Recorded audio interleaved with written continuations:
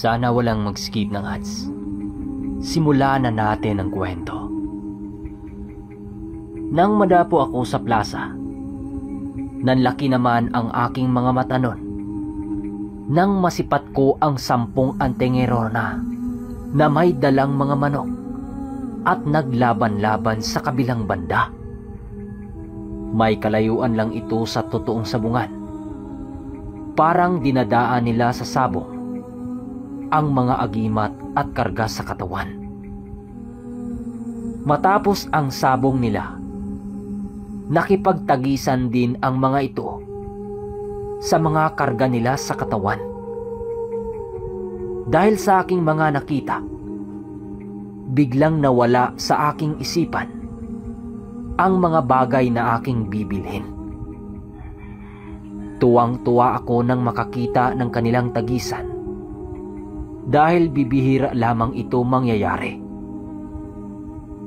Maya-maya lang ay itinali ko muna sa tabi ang aking kabayo upang mas lalo ko pang malapitan ang mga antingero na patuloy na nakipagtagisan sa bawat isa.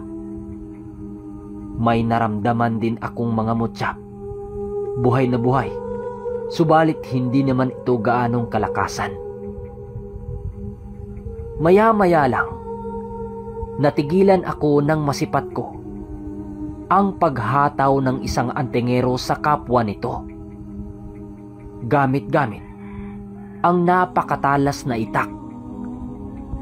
Paglapat ng itak sa katawan ng isang antingero, bigla naman yung tumalbog na parang tumama sa gulong. Matapos masilayan ng mga manonood ang palabas na yon, bigla noong napuno ang lugar ng hiyawan. Nakisabay na rin ako noon dahil hindi ko napigilan ang aking sarili na masabik sa tagisan na aking nasisilayan. Sa patuloy ng aking pagmamasid, bigla namang nabaling ang aking paningin sa 2 antingerong naroon sa dulong bahagi. Nagkataon namang na magpakitang gilas na ang mga ito, kung kaya't panay din ang aking pagsisisigaw noon upang maparating sa mga ito ang aking suporta. Nang maya-maya lang, napatahimik ang buong paligid nang masipat ng mga tao na kumuha ng kampana ang 2 antingero at dinala sa pinakagitna ng lugar kung saan sila nakipagtagisan sa bawat isa. Habang dinadala ito ng antingero, bakas na bakas sa mukha nito ang bigat ng kampanang kanyang daladala. Maya-maya lang, bigla namang humarap ang 2 sa mga taong nagbibigay ng puntos upang formal nilang uumpisahan ang kanilang gagawin. Pagmasdan nyo ang kampana na ito. Hindi ordinaryo ang kampana na ito, hindi ba? Hindi ito magagawang patunugin ng kahit na anong pagpalo ng kamay sa tuwing nakalapat ito sa lupa. Pero ng araw na ito, papatunayan namin sa inyo na kaya naming pakalimbangin ang kampana sa tunog na madalas ninyong maririnig sa simbahan. Wika ng isang antingero. Matapos nilang ilahad ang kanilang mga gagawin, agad rin namang naghiyawan ang mga kasama kong nanonood dahil sa labis na pagkasabik. Ako naman noon, maiging sinipat ang bawat gagawin ng mga antingero dahil kinukutuba na ako noon na maaring isang mutya ng durian ang hawak nito. Dadalawang mutya lang kasi ang magpatunog sa kampana at yan ay ang mutya ng durian at ang mutya ng kampana mismo. Makalipas ang ilang mga minuto, bigla namang nagsisigawan ang lahat nang makita nila ang dahan-dahang pag-usal ng dalawang antingero. Halos hindi ito maintindihan ng mga tao sa paligid. Pero alam ko kung para saan ang mga usal na sinasambit ng mga ito. Kahit gaano kabilis ang pagbanggit ng dalawang antingero sa kanilang mga usal, nagagawa ko yung maunawaan. Dahil ang nararamdaman ko lang noon ay ang napakabaga lamang na pagbigkas ng mga usal na ito. Matapos nilang maisuot sa kanilang mga sarili ang poder nila sa katawan, agad naman nilang inihanda ang isang batong bakal na dahan-dahan nilang kinuha sa kanilang mga bulsa. Bali 2 sabayan ng antingero sa pagpapakalimbang sa kampana upang masisigurong marinig ito ng karamihan. Paris-paris din kasi noon ang tagisan ng mga antingero upang magiging masaya ang gagawin nilang palabas. Kumbaga, para manalo sa ganong paligsahan, kinakailangang makaisip ng 2 magkapares ng isang obra o talento gamit-gamit ang kanilang mga lihim na karunungan. Sa pagpapatuloy ng aking pakikiramdam at pagmamasid, agad ko namang napagtanto na walang dalang mutya ang 2 lalaking yon. Purong agimat lang ang hawak ng mga ito, na halos ang karamihan ay patay na halos hindi na magawang mapakinabangan. Batong bakal. Gagana lang yan sa mga patay na kampana, sabi ko noon sa aking sarili. Dahil ang dalang kampana ng 2 antingero ay isang buhay na kampana na maaaring pagkukunang ng mutya mismo. Pwedeng nakuha ito ng 2 sa isang simbahan na matagal nang namasbasa ng bawat paring naunang nanunungkulan. Dahil sa paking buhay ng kampana, nasisiguro kong hindi gagana ang mga batong bakal. Para sa hindi nakakaalam, ang batong bakal ay isang uri ng agimat na kung saan madalang matagpuan sa mga buhay na sapa. Nakukuha ito sa Biyernes Santo sa mga antingerong naghangad na makakuha ng mutya ng tubig.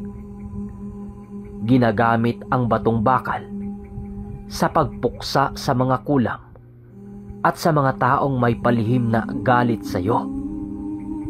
Kapag tangan mo ang gamit na yan, siguradong lalayuan ka ng kahit na anong nilalang, maging ang iyong mahal sa buhay na nakaramdam sa iyo ng inggit.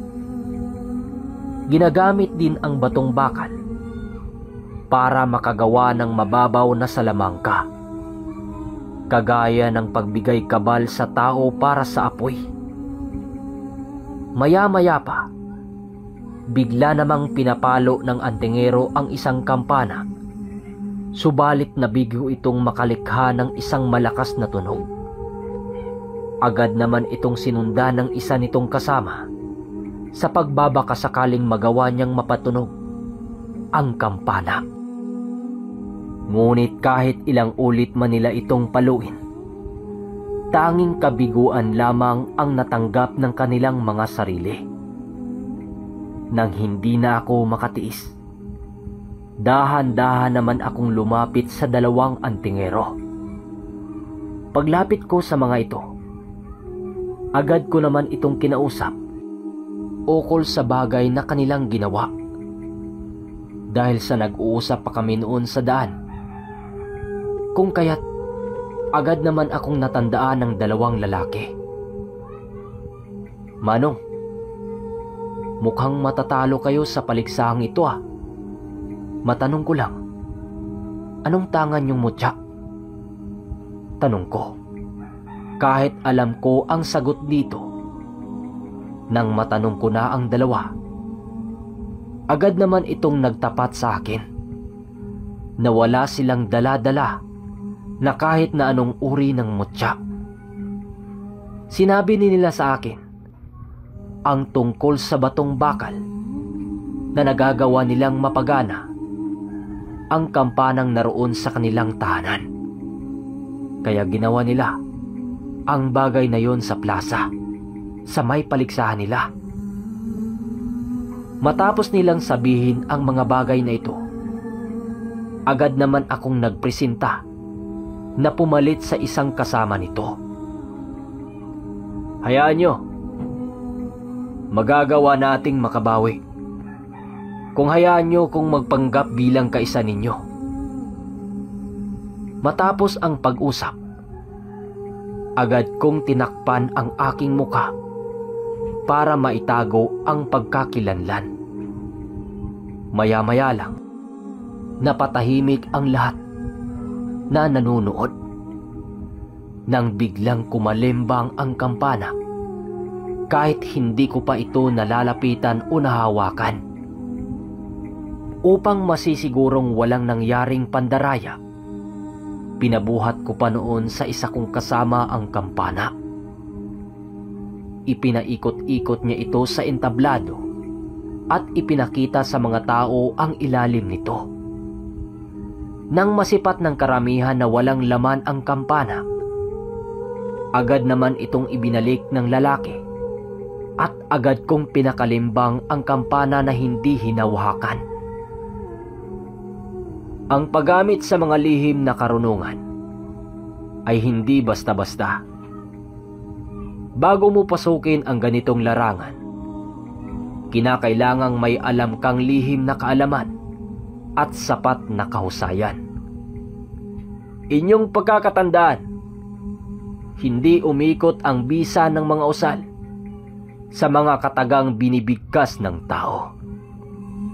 Bagkus ay umiikot ito sa mga pananampalataya na nagbibigay buhay sa mga salitang bibigkasin ito. Sabi ko noon habang tuloy sa pagpatunog ng kampana.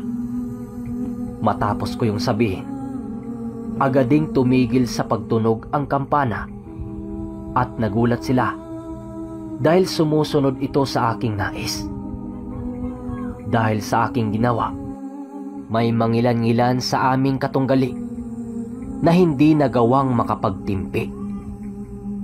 Sa puntong yon, parang naninindak ang mga ito kung sino sa aming 8 ang nagtatangan ng malalim na karunungan. Pagharap noon ng isang antingerong nagpahataw ng itak sa likod, kalmado ko naman itong kinausap. Kaibigan, hindi tayo magkaaway. Naparito tayo upang magbigay kasiyahan sa piyestang ito. Huwag mo sanang pairalin ang iyong inggit dahil lamang sa simpleng pagtatalo. Sabi ko noon sa lalaki, kasabay ng aking sinabi ay ang pagtitig ko sa lalaki upang magawa kong mapasuko. Agad ko rin naman itong itinigil nang mapansin kong nailang sa akin ang aking kaharap. Maya-maya pa, bigla itong nagsalita sa akin ng, "Sige, tatanggapin kong panalo ka kung magagawa mong gawin ang ginawa ko kanina." Kasabay ng mga sinabi nito, "Okay mga kaermitanyo, pasensya na't hindi gaano kahabaan ang ating mga kwento. Nakikihiram lang kasi tayo ng gamit na pangbasa natin sa mga story natin.